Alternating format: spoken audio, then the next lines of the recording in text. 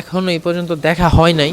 তার সাথে আমার ফোনে একটু ঝামেলা হয়েছে যে আমি তাকে এইটাই প্রশ্ন করলাম যে ওই দিন যদি ও ওই মেয়েকে ফোন দিয়ে বাসায় না আনতো বা গালাগালি না করতো, ওই মেয়েকে চর দিছে না দিত, ওই ঝামেলাগুলো হয়তো না। এইটা জিজ্ঞেস করছি, এই নিয়ে সে আমার সাথে একটু তর্ক বিতর্ক করছে। তো বিষয়টা হচ্ছে আমার কাউরে লাগবে না, আমি একা থাকবো। আমি আমার ছেলেকে নিয়ে আমি একা থাকবো, একাই জীবন চালাবো।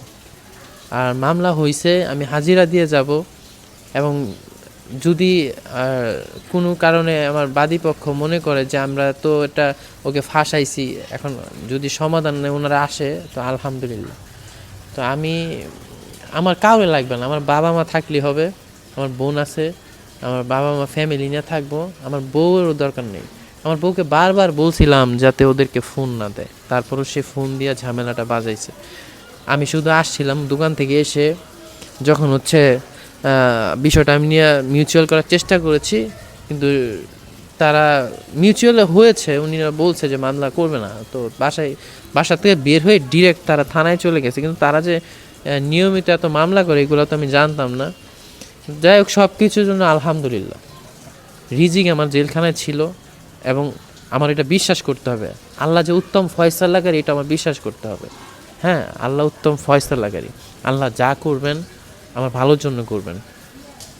দেন দেখেন, আমি জেলে নাকি আজকে মারা যেতে পারতাম না, কোনো কারণে রাস্তায় পড়ে মারা যেতে পারতাম। বেঁচে আছি তো, আল্লাহ বাঁচায় রাখছে। তো তো আমি আমাদের যে মামলার বাদী, আমি আন্টিকে বলবো যে আন্টি, আপনি চাইলে সমাধানে আসতে পারেন, আমার সাথে অভিমান করে লাভ নাই। তো মানুষ মাত্র অনেক কিছু ভুল হয়, কবে হায়াত মতের কথা বলা যায় না। কুল্লু নাফসিন জায়গাতুল মাউত, মৃত্যুর স্বাদ গ্রহণ করতে হবে। যে কোনো মতে যে কোনো জায়গায় আমি মারা যেতে পারি। তো আমার সর্বোপরি ভুলের জন্য আমি সব সময় ক্ষমার প্রার্থী। আমার কোনো ভুল থাকলে সেটা ক্ষমা করে দিয়েন। এখন সব কিছু ঠিক থাকলো, মাঝখানে শুধু আমার জীবনটা এলোমেলো হয়ে গেল, আমার জীবনটা ধ্বংস হয়ে গেছে। এই এলোমেলো জীবনটা না জানি কতদিন সময় লাগবে গুছাতে। দেখেন, আমি অবশেষে জামিন পেয়েছি শুধু ডিএনএ রিপোর্টের ভিত্তিতে। আমার ডিএনএ রিপোর্টটা যখন হচ্ছে আসছে, দেখছেন নেগেটিভ, মানে আমার ধর্ষণের কোনো আলামত পাই নাই, দেন আমাকে হচ্ছে জামিন দেওয়া হয়েছে। এবং আমি আপনাদের কাছে একটা রিকোয়েস্ট থাকবে, আমার গার্মেন্টস শ্রমিক ভাইরা, দিনমজুরি ভাইরা, অটো চালক ভাইরা, সবার কাছে একটা রিকোয়েস্ট থাকবে, আপনাদের যাতে মোবাইল কিনবেন কিস্তির মাধ্যমে এবং ক্যাশের মাধ্যমে, অবশ্যই আমার ব্যবসাগুলো দেখবেন। আমার ব্যবসাগুলো আপনারা যদি আসেন তাহলে টিকে থাকবে, না হলে ব্যবসাগুলো ধ্বংস হয়ে যাবে। এতটুকুই। এবং আমি একটা মেসেজ দিয়ে রাখি, আপনারা অনেকে আমার সাথে দেখা করতে চাবেন, তো আমি আমার নতুন যে শোরুমটি দিয়েছিলাম আশুলিয়া জামগড় আব্বাস মার্কেটের সামনে 3য় তলাতে, যাদের মোবাইল লাগবে সবাই চলে আসবেন কিস্তিতে এবং ক্যাশে।